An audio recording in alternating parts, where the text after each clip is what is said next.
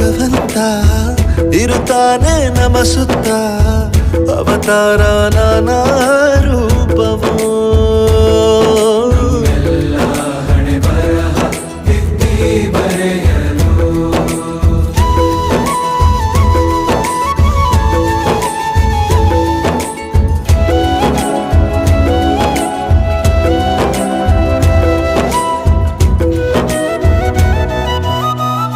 ಬಾಳಲ್ಲಿ ಲೆಕ್ಕ ಎಷ್ಟು ಮುಖ್ಯ ಎಂಬುದ ಬೆರಳಲ್ಲೇ ತೋರಿ ಕಲಿಸಿದ ಗುರುಗಳೇ.